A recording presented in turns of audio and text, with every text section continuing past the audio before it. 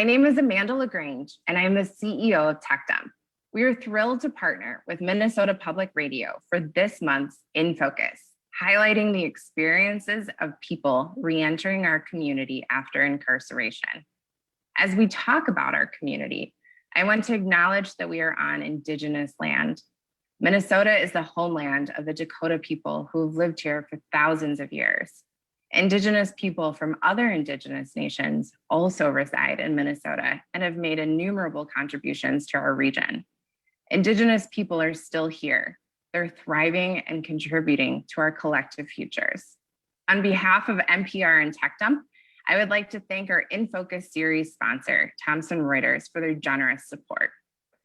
The In Focus series is a part of NPR's commitment to hosting conversations over this year to bring awareness, dialogue, and community solutions to Minnesota's persistent racial disparities.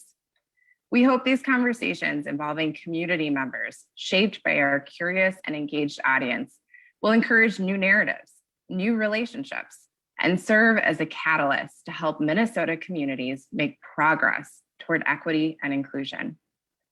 While many may know TechDump for our electronics recycling and IT asset disposition services, we are very proud of our paid job training for individuals with experience in the criminal legal system. This conversation kicks off a series inspired by and in memory of a valued member of our team, Russ Bangert, who was killed last year by a drunk driver on his way home from work. Upon his death, our cherished colleague was named in headlines as a convicted killer for a crime committed in 1976 at age 18. Russ served a nearly 40-year sentence and had much remorse. He was a hardworking, exemplary employee. And even at his tragic death, why was he defined by his very worst day? Imagine if you were defined by your very worst day. Not just a regular bad day where you woke up late or spilled your coffee, but a very worst day, one that had long-term consequences, one that hurt others, impacted lives, and there was no way to undo it. Imagine having to share that very worst day of your life during every job and housing application and more. Our goal is to help all of us to see our shared humanity and gain a better understanding of what our fellow community members face. We welcome your thoughts about this conversation. And if you registered for the event through Zoom, you'll receive a survey from NPR. If you have a question or personal experience you'd like to share during this event, use the Q&A button to submit it. We are also monitoring questions and comments coming in through Facebook. We'll get to as many questions as time allows. And now it is with great enthusiasm that I introduce Angela Davis, who will host today's conversation. Angela is the award-winning Twin Cities news anchor and reporter. She hosts the NPR News 11 a.m. program, focusing on essential issues facing Minnesota and the region. Angela, over to you. Thank you. And thank you to everybody for joining us for this discussion today, for taking time out of your schedule to be with us.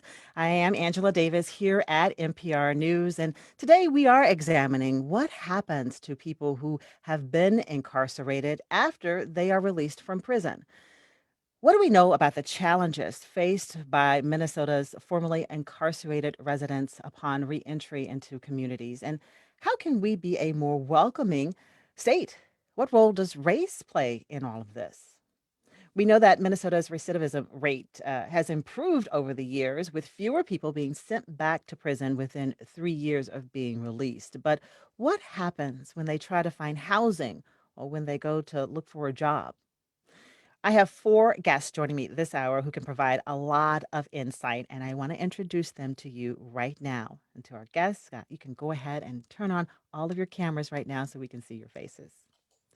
We have with us this hour Nadine Graves. Nadine is a public defender with Hennepin County, and she currently represents parents in child protection civil cases. Hi, Nadine. Hi, thanks for having me. Certainly. We also have Richard Mclemore with us. Richard is the executive director of Mclemore Holdings. He leads housing education workshops, including courses for formerly incarcerated Minnesotans. Hi there, Richard. Hey, good morning. Thank you for having me. This is going to be great. Certainly. Also, we have Brother Shane Price with us. He is the co-founder of the Power of the People Leadership Institute, and Brother Shane directs Power of the People's Replanting Program, which supports incarcerated and recently released folks through mentorship and leadership training. Nice to see you, Brother Shane. Good to see you as well. Thank you. And we also have with us today Josh Wilson. Josh is a graduate of Tech Dump's Transitional Workforce Development Program, which provides job training and professional development to formerly incarcerated Minnesotans. He is now a public works employee for the city of Minneapolis. Hi, Josh. Hello, how you doing this afternoon?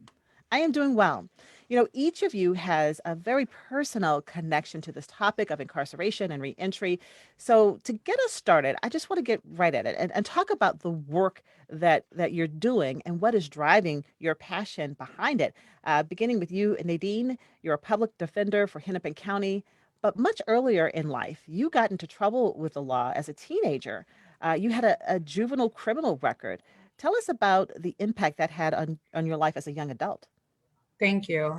That is correct. When I was 17, I did commit a crime. And not beknownst to me, I had someone deliver a package to me. Naively, I accepted the package, turned out to be marijuana. At the time, I was working as a nursing assistant. And because of my criminal record, I could no longer work in that capacity. Fortunately for me, I had family that lived out of state, and I was able to move and essentially start the rehabilitative process that Minnesota courts would later require me to demonstrate in order to get an expungement. Because of that experience, I have become super passionate and really involved in the criminal justice system, or criminal legal system, as I've come to call it. I studied criminal justice and sociology as an undergrad student. Upon graduating, I started working in reentry services, helping people recently released from prison find employment. So I did that through Emerge and Goodwill Easter Seals and Hired, and partnering with, as an AmeriCorps Vista, with the Council of Crime and Justice. And so Nadine, go ahead. I want to ask you about that particular work, trying to help Mhm. people find a job. What did you see there? What really stuck with you in that early work and trying to help people who had been incarcerated find a job? In the early work, a lot of employers were not having it. I would often hear employers asking me, why should they hire those people? And a lot of doors were closed. And because of that, I felt that I needed to go to law school to be able to change policies on a bigger level, or specifically help people fight cases so that they didn't end up with a criminal record in the first place. Mm. And so you wanted to be a public defender. Um, Absolutely. how is that working out? Are you Um, feeling needed in that field? Definitely. We're overworked and underpaid. I was a public defender on the criminal side for about 2.5 years. I absolutely love that work. I was successful in that position, and really made a deep impact on my clients. I made sure that I got a lot of favorable outcomes. So taking cases to trial, oftentimes people plead guilty and don't go to trial. So I had quite a bit of trials. I also, in the plea negotiation, I would make sure that I got favorable outcomes for my clients so that people would not have to have a criminal record. So if that means pleading guilty after 6 months or so, 6 months to a year, if they didn't have any same or similar, those records would drop off. I was always intentional with that because I knew the impact of what criminal records could do to people once they leave my services. And Nadine, tell me, what have you witnessed when we compare non-white offenders to white folks? What have you seen? Is there a difference there? I do think there's a difference. I think non-white people, Black people, are over-policed, and so you tend to see them see people of color in the criminal justice system more.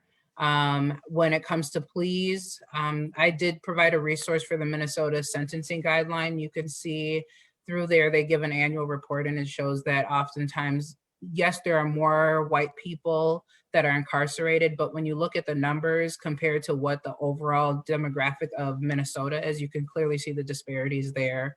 And so, yeah, I've seen firsthand where I know prosecutors offered certain dispositions because a person was not Black. And so that's frustrating to see. And, I would call it out as best as I could. And harsher sentences as well? Yeah, absolutely.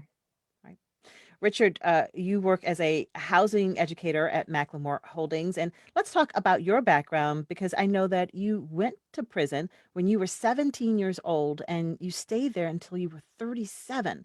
What did you face when you were released? What were you looking at when you came out? Wow, that's a big question. I was looking at everything. You know what I mean? Pop says, all with the exception of nothing, right? So like everything, all of my life was beginning over. And it was interesting because I had the understanding and the body, the physical presence of a 37-year-old, but I had been away in a situation that keeps you on edge and doesn't really give you the ability to grow up emotionally, for almost 2 decades. So I got out as a man, right? But emotionally and somewhat mentally, I was still very young, right? So I had a lot of growing up to do when I first got out. I had never held a traditional job. The reason I was sent to prison is because I was what they call a loss of life offender. I took someone's life. They called it in the course of a drug deal. It was not, but I was selling drugs as a youth. So I never really had that job that brought a sustainable income, right? I never did a resume. I really had never done a formal interview. I'd worked at McDonald's and things like that. And when you're a teenager, they joke with you. They already know if they're going to hire you a lot of times before they sit you down, right? So it was different actually having to like work and go out and get a job and show up to a job every day and be accountable to that job. And my first job was actually at AVP, and I love that agency, Alternatives to Violence Project. I'm fresh out of a correctional institution. They have no idea if I can do this job, and they hire me to coordinate their entire program. Where I went from being incarcerated to the very next day, the very next week, working with these same correctional facilities, setting up these psychosocial workshops that AVP does in 5 of the 7 correctional facilities in Minnesota.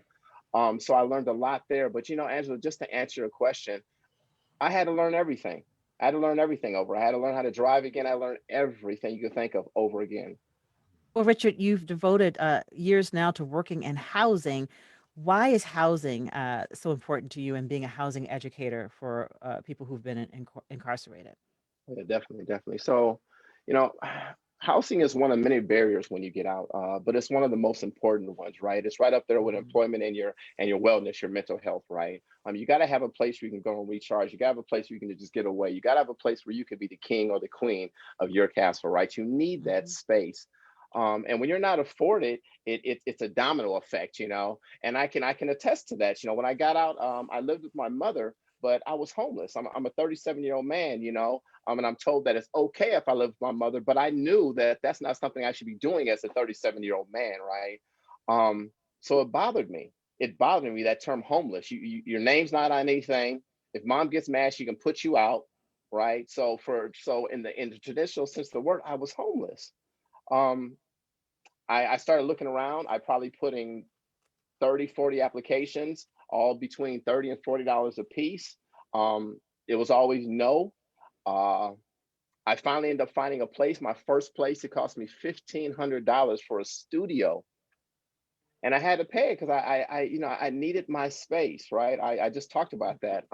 So I was exploited. I was taken advantage of, right? I'm working multiple jobs trying to stay ahead. I'm dealing with all of the fallout and the ramifications on being on community corrections, that scarlet letter of being a felon. So yeah, it was deeply impactful, this housing thing, because I didn't have it. And as I went through all of my struggles, I remembered them, Angela, and that's really what kind of catapulted me into wanting to educate people. What I say, out of educating folks out of ignorance, right? Because we don't know. And that goes bigger than people are incarcerated, because if you think about it, there is no traditional educational system that has any housing component to it. There's nothing in our traditional education system that says we're going to teach you how to move out of your mother's house. Right. You said you were exploited. Were you overcharged for rent, do you believe, because you had a record?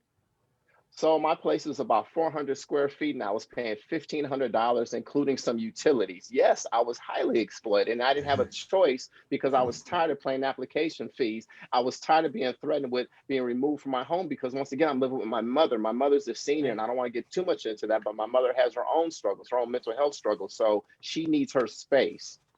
Mhm. So yes, I didn't have a choice but to pay $1,500, and I was only making $17 an hour at one of my jobs, and I think 14 at the other one. So about 80% of my income, which I teach about, anything over a third, you're eventually going to find yourself struggling again. 80% of my income was 80%. going towards one thing. Yeah, I So was being you're exploited. so there's no peace of mind. You're in your castle, but you're just thinking about all that you can't do because all your money is going to housing. Brother Shane, I see you nodding a lot. What can you say to us about housing and how difficult it is to find housing once you are released from prison? Well, first of all, I have to just go back and congratulate Sister Nadine because I watched her work hard, really hard, to become an attorney. And we in the community are very proud of her. Uh, and grateful for her efforts.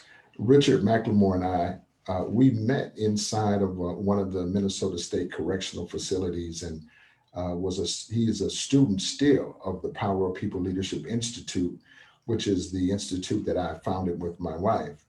Part of what we do is specifically we have been going inside of 4 of the 8 Minnesota State Correctional Facilities and providing training there. We did that and believed that initially we started in '05 or so.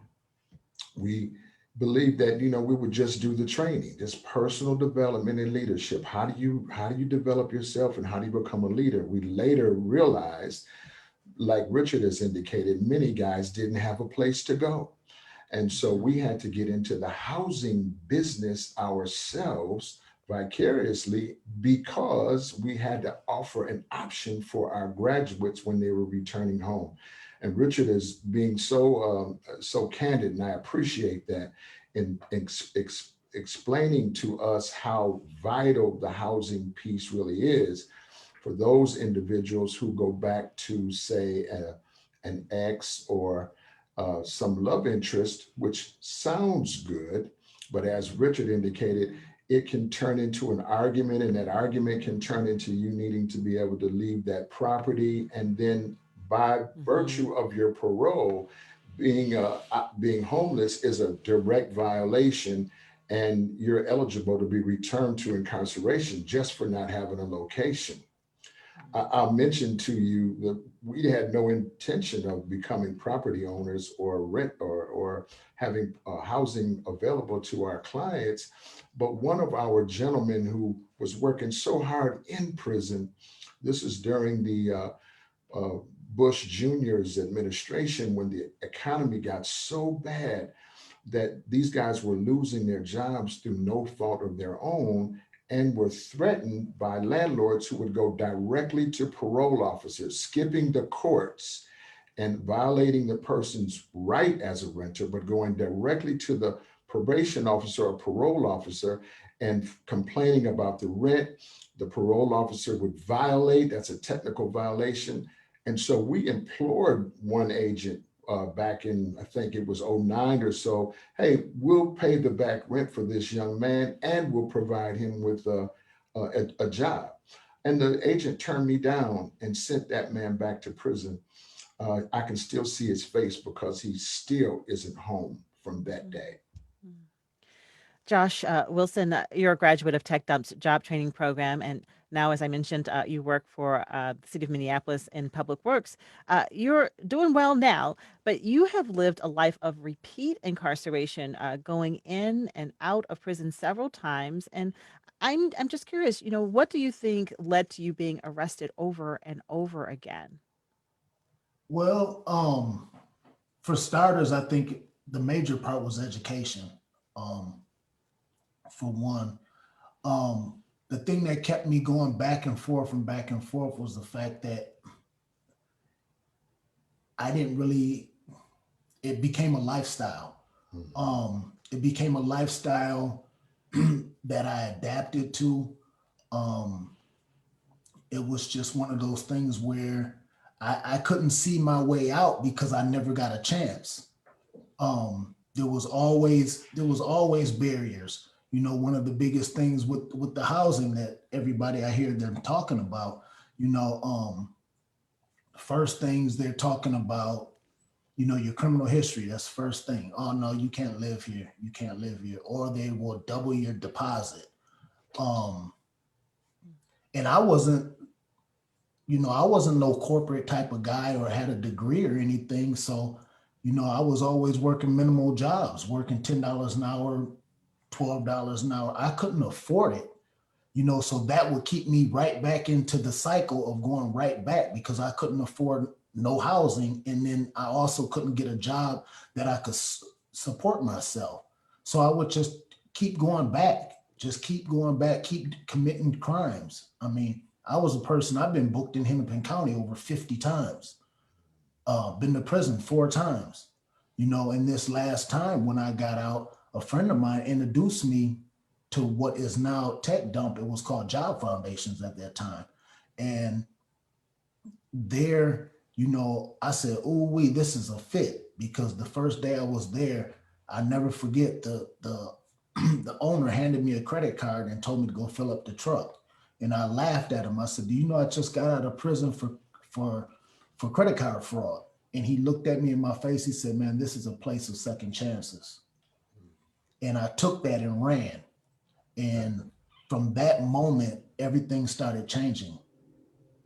You've talked a lot about one of the biggest problems with people coming out of incarceration is finding a job that pays enough. You described it not a livable wage, but a doable wage. So tell me more about this, like a job that pays enough that you can, pay rent and that you can, have a life. Okay, well, for example, when I got out when I got out of prison in 2010 and I came to Job Foundations, I started working and it was for $10 an hour. I said, I got to do better. I worked hard. They gave me a raise, but I was only being able to pay rent and pay my bills. If I had to go take a vacation or had an emergency and had to fly out of town somewhere, I wasn't able to do it. So there's a fine line between living and existing. And so that's where I was. I was just existing. So that's where the education piece comes in as well. Well, I need to find something that I can do where I can make more money, and so for me, I picked the construction field. I picked, trucking. I picked stuff that my criminal history wouldn't affect. There's a lot of people that don't have that option, but that was the field that I picked. And because I knew that my criminal history was going to stop me everywhere I went. I even tried to go to the MTC. I hadn't been in any trouble, hadn't been incarcerated or anything in 7 years, and they still denied me employment. I paid double rent where I was staying at one time. So I knew that my employment was vital. And so, like I said before, it all kind of starts with your education. But it also starts with a change of heart too. So what has led to this change in mindset of I need to change, I need to do better, to be better, to have a better life? What happened there with you? Okay, well, the last time that when I said enough was enough, I wanted a change, and I knew when I was in the streets committing crimes, I did it by all means necessary.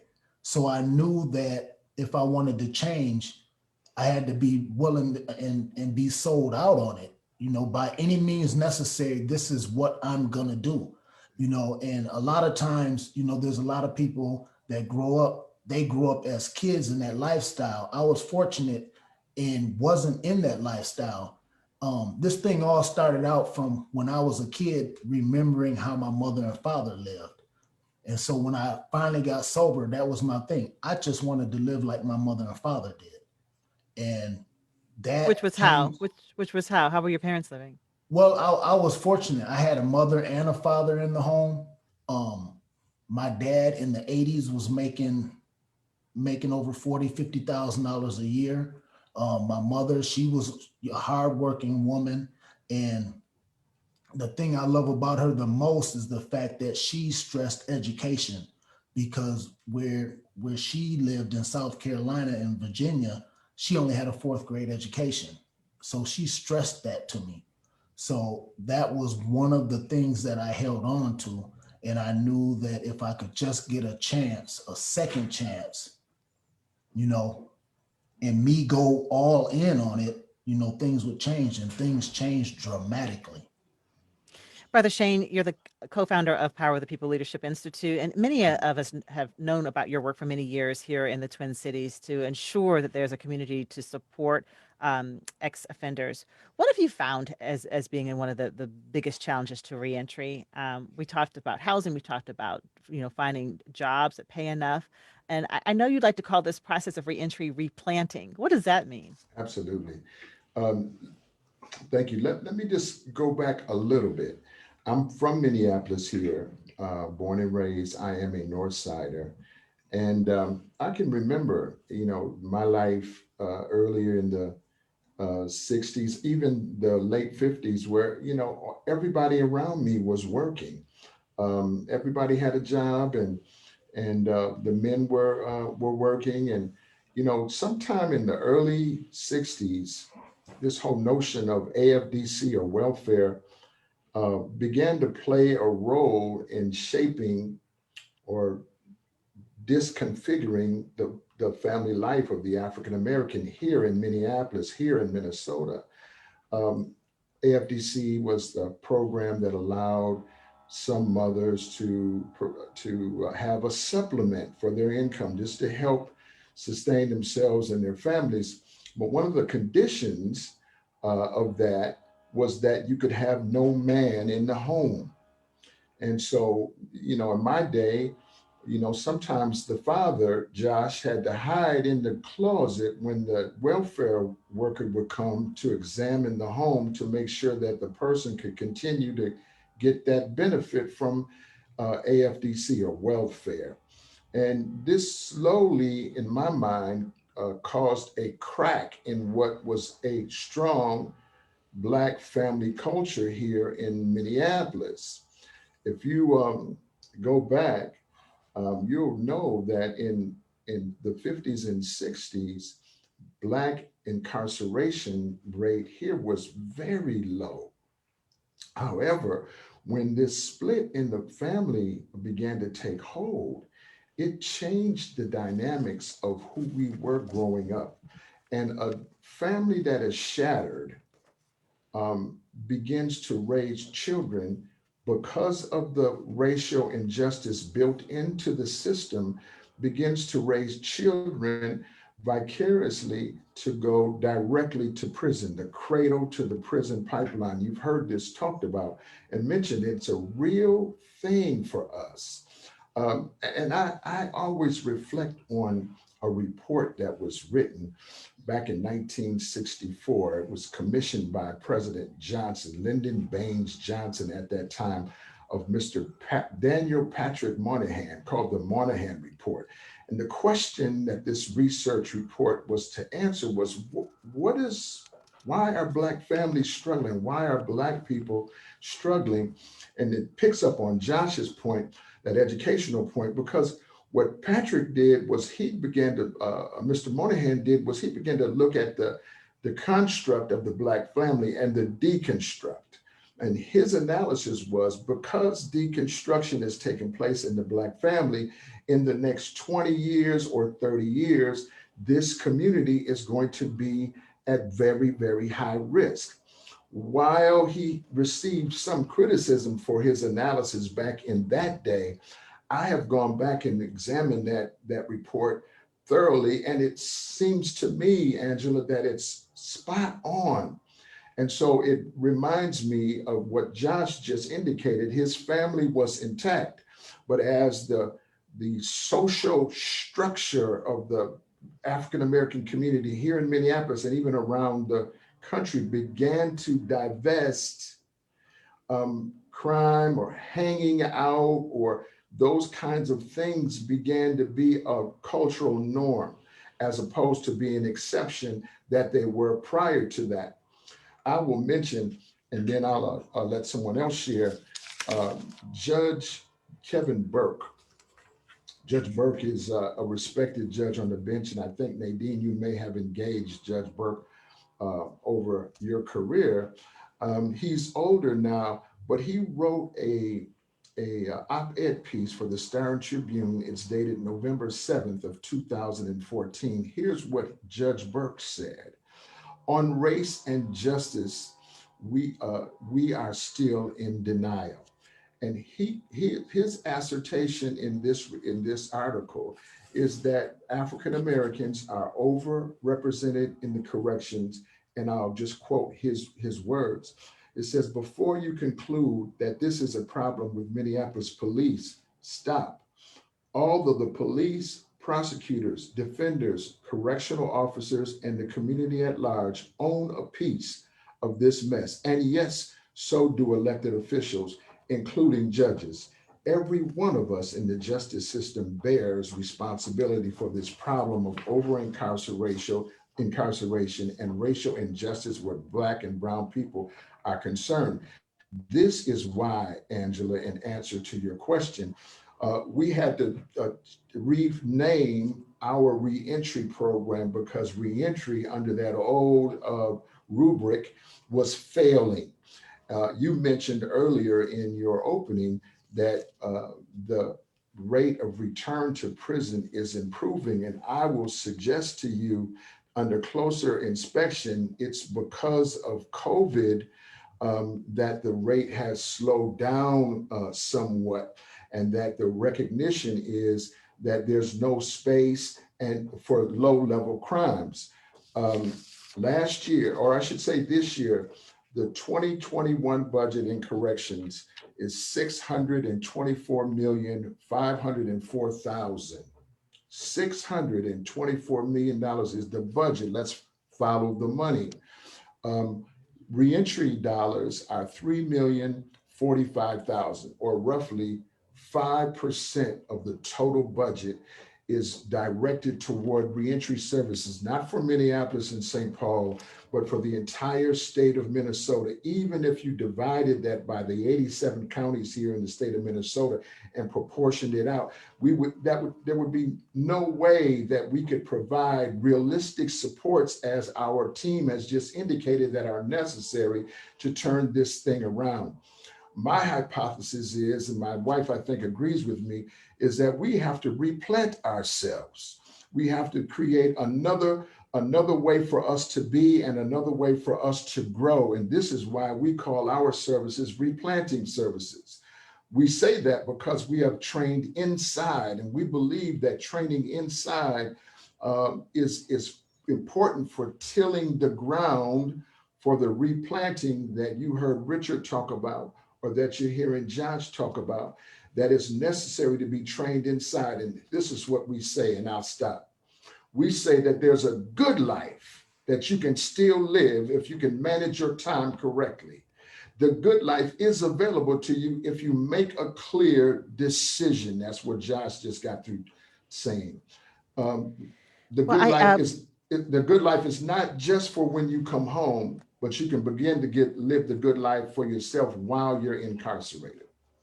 Thank you, Brother Shane. I want to bring in some questions that we're getting from our audience. Rebecca is asking this. Could you talk about your educational experiences while inside? What was offered? What should be offered by the Department of Corrections in order to support people before their release? Richard, could you share what was shared while you were incarcerated in terms of educational experiences? This is a question Rebecca has. Yes, thank you. Thank you, Rebecca. So when I was incarcerated, when I went to prison, it was 1995, and they were still doing higher education. What they were doing these 1-year contracts where they're just kind of just slowly seeing how this would work with having these relationships with colleges, right? With introducing college professors to folks that were incarcerated, and then the classes being inside of the institutions, right? So those people are actually getting degrees while incarcerated, not just credits, right? It's very important that you get the piece of paper, we know, right? So the program I was in was a higher ed program, and I will say, education saved me.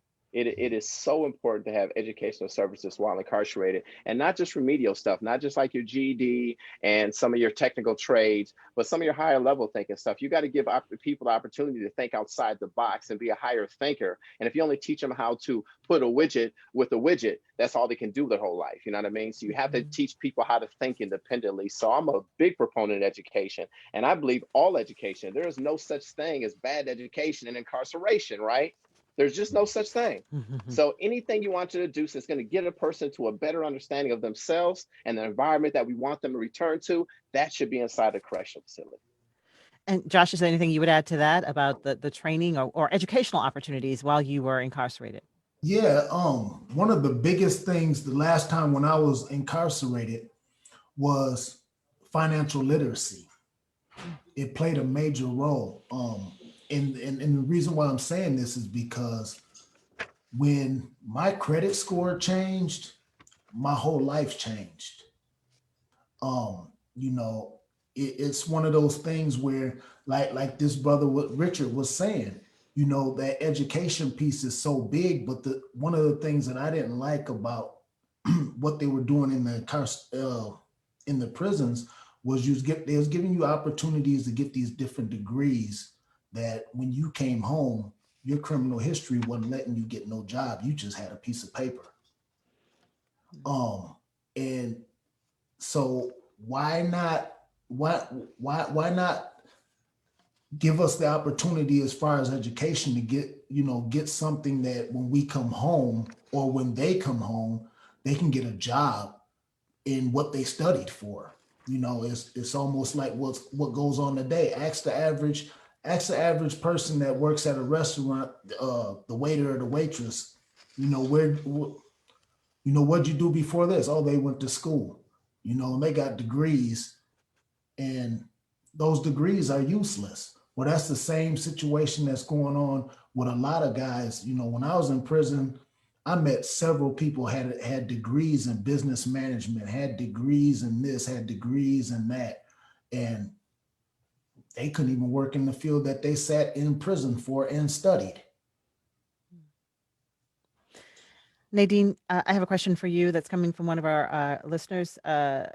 David is asking this: does Nadine think specific judges and or prosecutors retaliated through sentencing, retaliated towards her clients for her calling out the sentencing disparities between white and non-whites? And so, Nadine, do you think that, publicly, or are you making the case that, there's a difference here in sentencing, like the sentence is not fair? I don't know if I can say that they specifically retaliated. I know that there's a thing called trial tax. And so if someone was offered a plea deal and they didn't take that plea deal and we took it to trial, let's say they were offering 60 days or something like that. By the time you go to trial, you might be looking at a year because they tax you for quote unquote wasting their time when you're exercising your constitutional right to fight your case. So I've seen that happen too often. I saw a video that you did for Hennepin County, and it said that defendants, it said that in 2018, 45.7% of their clients were Black, meaning the Hennepin County Public Defender's Office. 45.7% of their clients were Black. So I'm wondering, these defendants, when they meet you for the first time, when they see that they have a public defender who looks like them, I mean, what's the reaction that you get? They're shocked.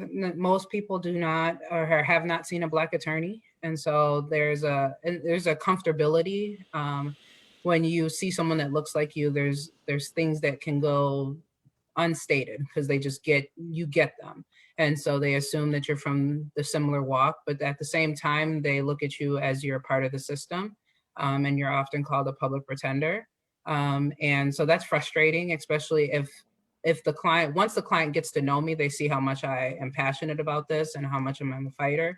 But I know that that's a perception that, continues to exist in the system regarding public defenders. But overall, my clients are very excited to see someone who looks like them that are fighting for them. Here is another question. This is about mental health. Mary is asking, do you feel that former prisoners can benefit from therapy? Is it essential for getting your life back on track? And I'd I want to answer talk, that. yeah, what do you think I about that, I Nadine? think everyone could benefit from therapy, but definitely people who are formerly incarcerated. I have a podcast, and on my podcast, anybody who's been formerly incarcerated has told me that they benefited tremendously from having therapy. Essentially, right now, living in COVID times, all of us are dealing with um, are getting a glimpse of what it's like to be incarcerated in some sense, where we're being isolated from our loved ones. You can't move around freely like you want to. And, some people are protesting, they're frustrated, they're mad about just wearing a mask. And so imagine being sent away from your loved ones and for 5 years, 10 years, 20 years, and not being able to be there for milestones, deaths, funerals you can't attend. What that isolation does to you, where you cannot have contact with people. You're being monitored all the time. The trauma that is incurred, that a person incurs when they're incarcerated, absolutely you need therapy. Mm. Brother Shane, what are your thoughts about therapy, seeing a therapist, a counselor, to have someone to talk to about your mental health needs? I agree. I agree. And I think that there are some clients who come home, some individuals who come home where therapy is mandated. And we say that go wholeheartedly. Part of what we run into, though, Nadine and Sister Angela, is that sometimes now in therapy, we run up against the same racism with professionals who are not as willing or are frightened to serve, Black or brown individuals in the therapeutic setting. And there's all this built-in suspicion, and that suspicion causes an unhealthy dynamic between the provider and the individual. And so we certainly need more providers of color to step up. And there are some good European providers, don't misunderstand me, but we certainly need others to step up, because the mental health piece is a part of our issue collectively as a nation. Mm.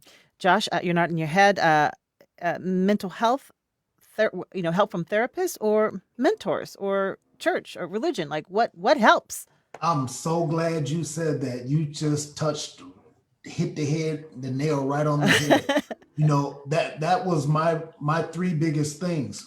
One was education, two was spirituality, and three was mentorship. Um, that mentor piece, that saved my life. My guys, my mentors, they won't let me go to this day. We're talking about 12 years later. Where did these mentors come from? Where did you meet them? Well, I met two of my mentors right here at Tech Dump. Mhm. One's name is Tom McCullum. The other one's name is Dupree Logan. This mentorship piece, in the recovery field, they talk about sponsorship.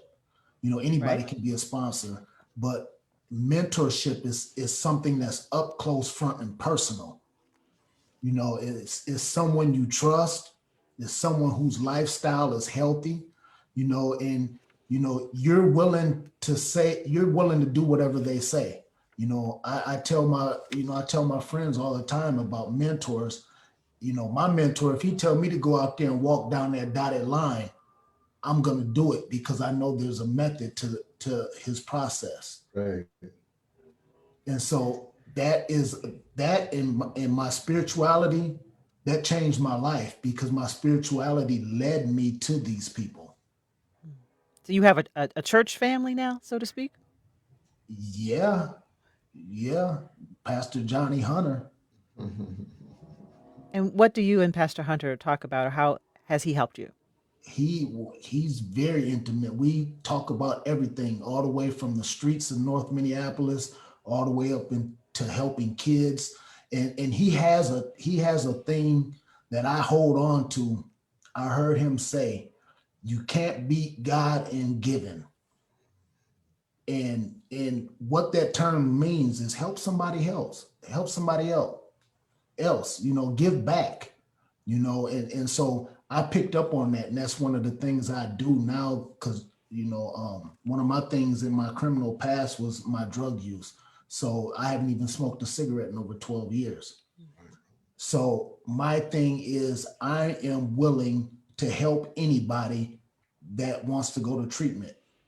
If somebody in this, where I'm at right now, knocked on the door and said, man, brother, I need to go to treatment. Okay, I'd have to get up and go, because that was my commitment to God, that I would help them. And I'm connected with two, sometimes three different treatment centers where I can just go in with somebody and they're going to take them. Richard, I want you to weigh in on this question from one of our listeners about therapy. Would people who've been incarcerated benefit from getting counseling upon, coming out? Definitely. I can't say anything that hasn't already been said. I mean, I got my undergrad and my graduate works in mental health, and I'm a practitioner today, so I deeply believe in it. And I think Pops is right. Sometimes you get these folks that you're supposed to talk to that already have an opinion about you before you ever opened your mouth, and that's kind of hard to build a relationship with someone that you can tell. Because one of the things about being incarcerated, and I don't know if Josh spoke on this, but once you're inside of a place like that, you're incredibly apt at picking up on body language, right? You're always on in prison. You always have to know what's going on. So when you get out here, you can really dissect people's body language. So I agree with everything that's been said. I think you should have someone to talk to. It should be a professional, but if it's not, talk to somebody. Just don't keep that stuff bottled up, because eventually it's going to erupt and you don't know which way it's going to go. And that's how you get sent back to prison. And that's why we have some recidivism rates that we have here in Minnesota. So just talk to somebody. I have a question from Casey. Casey wants to know, what can employers do to create more inclusion for people who have been formerly incarcerated? And another question that someone who, when they registered, they wrote this: what employment opportunities realistically are out there? How can we create more employment opportunities? Richard, while I have you there, what can an employer do to help someone to be more successful? So glad you called on me, because I was about to jump in and say, hey, can I answer this question? I'm Because trying. that's why, thank you. That's why I work for myself right now, right? That's how Mclemore Holdings got started, right? Because one of the things that employers can do is they can stop playing with our pay. Just because I was in prison doesn't mean that I should make less than the person next to me. Just because I was in prison don't mean I should make less than the people that's been here less time than me, or sometimes more time than me, but I'm doing more work. I'm doing better work, right? A lot of times when you're incarcerated, people want to feel good about giving you a job. It's okay to give you a job, but I should be sustainable wage. I should be paid like everyone else. And you can see in a lot of these operations, I work for a lot of nonprofits. I probably worked close to 15. I saw this a lot, where I was not paid like my coworkers. There was people that was below me that would make comparable wages to me. So if you ask me, does what that feel employers like can do, further punishment? no, it feels like them.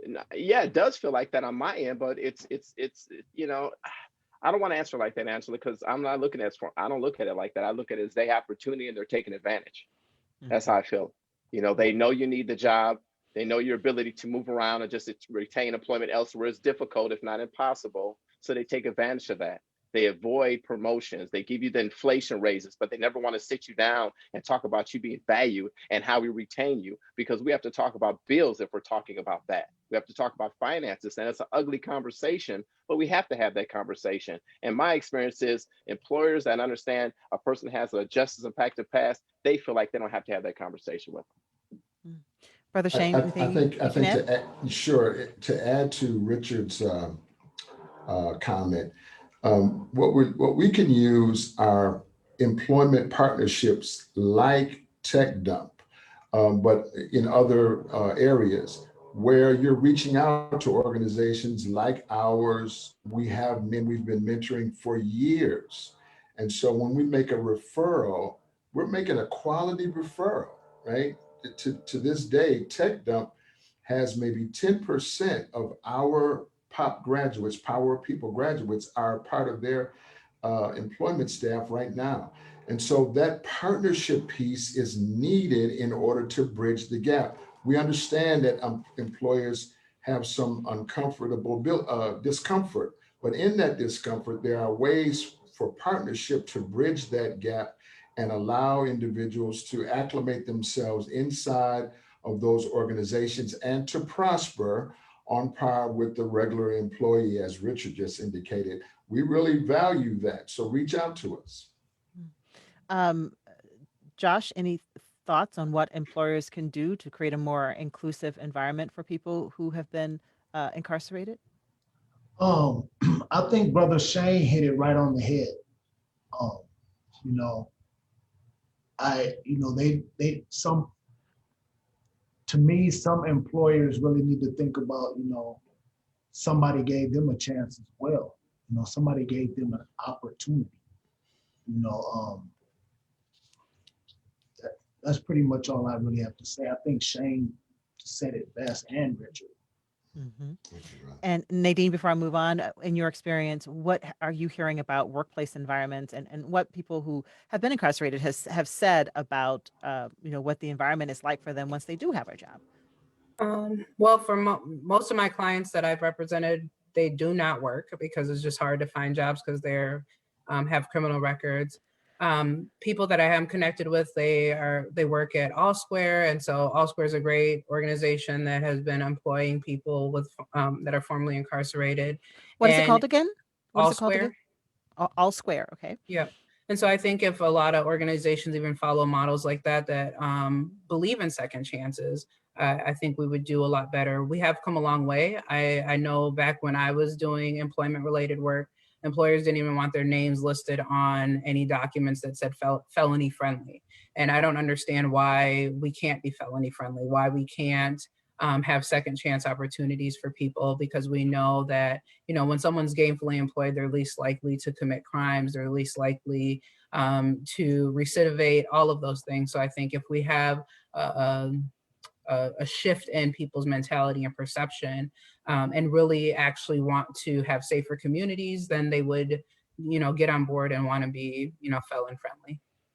Nadine, I have a question here from listener Andrea or Andrea, I'm not sure which, but this person asked, the number of women being incarcerated has risen dramatically in the last few decades. What resources are available for these women and their children?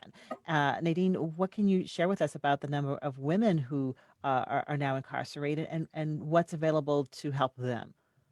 What I do know is that most of the women currently incarcerated in Minnesota prisons are mothers and were living with their minor children before they went to prison. I have represented some of those mothers in child protection cases, trying to figure out how to just get their kids placed with family members, which again, criminal records plays a huge part, because if someone has a record, if it was me and my mother had a criminal record, my mother could not take my children because she couldn't get licensed. And so criminal records, affect people in so many ways. But currently, right now, there are 3 bills that are of interest right now to help families and mothers and children. And so family impacted statements, allowing people when it's time for sentencing to have their family members come and be able to give statements regarding that. There are also primary caregiver bill that's being presented right now as well. There's an organization called Children of Incarcerated Caregivers that also provides resources to professionals that are helping to advocate for sentencing modifications for parents when they're going to prison. But the opportunities are slim. It's still hard on children of incarcerated parents. When parents come out and want to even volunteer with their children's schools, they can't do it because of criminal records. And so there's continued collateral consequences that are affecting, parents and their children. And those collateral consequences, I need to add, are a part of the prerequisite for the cradle to the prison pipeline. Oh, yeah. And then the cycle continues. Collateral consequences. Right. A lot of people, several participants are asking right now, others have asked, when they registered for this event, they want to know what can we do to help people coming out of prison re-enter society? So how can I support my formerly incarcerated family member, my neighbor, or a student or patient that we know? A lot of people will say, my cousin who just got out, right? A lot of us know people who just got out. So if you're in that position, someone, and maybe closely, but maybe you are close. What can you do to be supportive as, a family member or a friend? Josh, what do you think would, or what have you seen has been helpful to you? Well, ask them a couple questions. Do you got a plan? What's your plan? What do you want to do?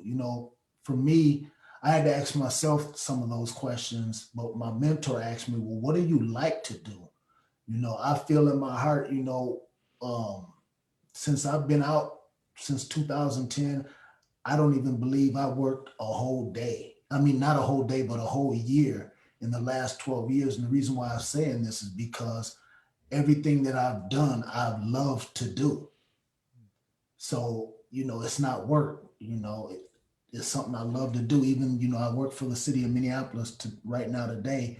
I love getting up in the morning. I love going to work. I love working with the people who I work with. I love driving the vehicles.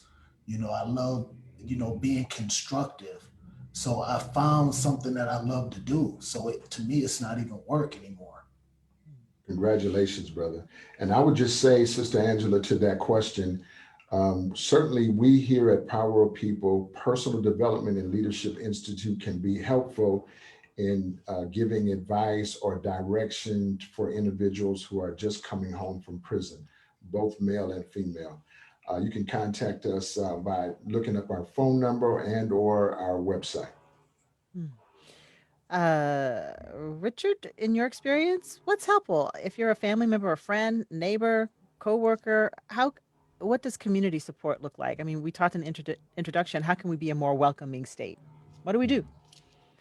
I think we take inclusion seriously. When people reenter society, a lot of times it's kind of like a celebration, a short-term celebration. It's like celebrating a birthday or something like that, and within a week or within a month, people forget, your birthday was last month. Why are we still talking about, and you need that sustainable support, right? So if we're going to talk about bringing people back into our community and truly supporting them, we got to lift them up for as long as it takes to get that person where they need to be. And lifting up, what does that mean? Could it be a phone call? Could it be just Thank you. inviting It could be what does that anything. mean? What's It can lifting be up the mean? smallest thing, like a text. It could be the biggest thing where you go and pick that individual up and you take them around and you support them. And sometimes it could be just let them see your walk. Remember, when people are incarcerated, they don't know what's going on out here outside of watching TV. TV is the biggest pacifier in prisons. So when you get out, you need that experiential learning. The greatest thing that I know Pops does for some is he gets involved. That's what I love about the Power of People Leadership Institute, along with a lot of these other programs. But what Pops does, what Shane Price does, is he gets involved in his clients, in his young men's, in our lives. And you have to be inclusive. You have to be active. It's a verb to get people to a better place. So maybe even finding a nonprofit or an agency to do some volunteer work with. Yes. Definitely. Definitely. When when you do something for no financial gain, you get a different type of benefit from it. You definitely do. And it's a lot deeper than just, a paycheck. And also, I would just add to that when you volunteer or put resources toward helping an ex-offender, normally you're touching 5 other people's lives at the same time. And if you want to have a maximum impact, helping an ex-offender, male or female, you're also pulling the plug on that devastation for others in their family down the line. And Nadine, I just want point. to ask you about that. And also, I should mention, we talked about the recidivism rate has gotten better in the last 3 years. And I believe currently here in Minnesota, it's at about 27%. But it was much higher a decade ago. And a lot of the progress that's been made has been because of reentry programs that are really prioritizing mentorship and rehabilitation. But and from where you have sat, Nadine, as a community member, what can we do to be more welcoming, to be helpful, and not part of the problem? I agree with everything that everyone has already said as far as just being supportive, being a listening ear. You hear the problems the struggles that people have upon reentering. So housing. So if you have property, you're a landlord, provide housing for people. If you're an employer, provide job opportunities for people. We Are All Criminals is an organization that I'm a board chair of. And in that organization, we are constantly having conversations about changing the perception of what it is to be considered a criminal. I think What is that group called again? We Are All Criminals? We are. That is correct. Right, okay. And the notion is that 1 in 4 people have a criminal record, but we argue that 4 out of 4 have a criminal past. All of us have done something that we have gotten away with. And so when you recognize that, you're very slow to pass judgment on other people when you recognize or recall things that you have had the luxury to forget. There are other organizations like a good friend of mine, Kevin Reese. He has an organization called Until We Are All Free. And in that organization, he seeks to help raise capital and provide resources for people as soon as they get out of prison. Because as Richard mentioned earlier, because employers are, not doing right by people, there's a push for entrepreneurship. And I think this is the time and the season and the era for people to be able to do so, especially those who are formerly incarcerated.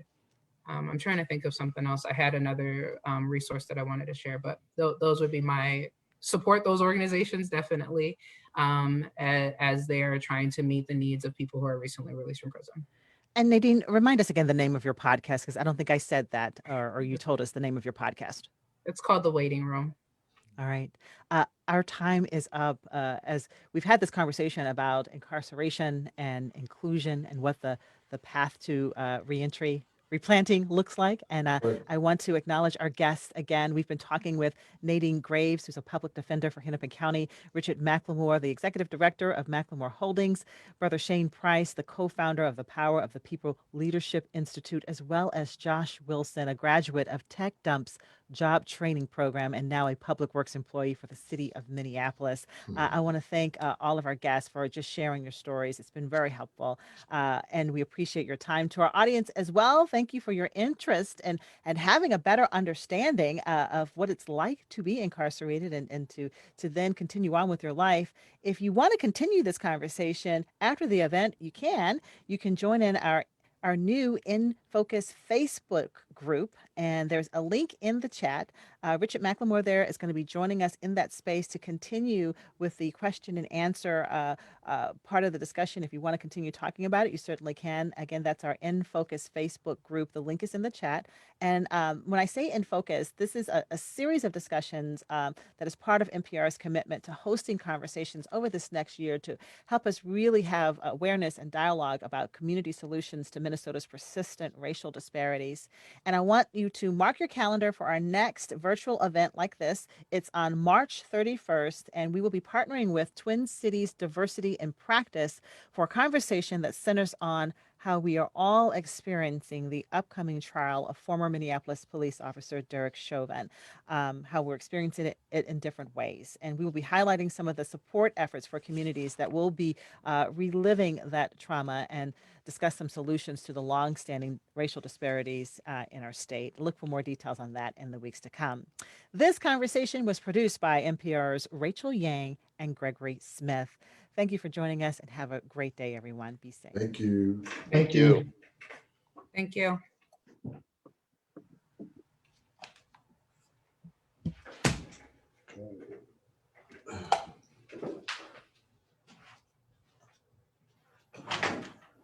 Could you hear that drilling in the background?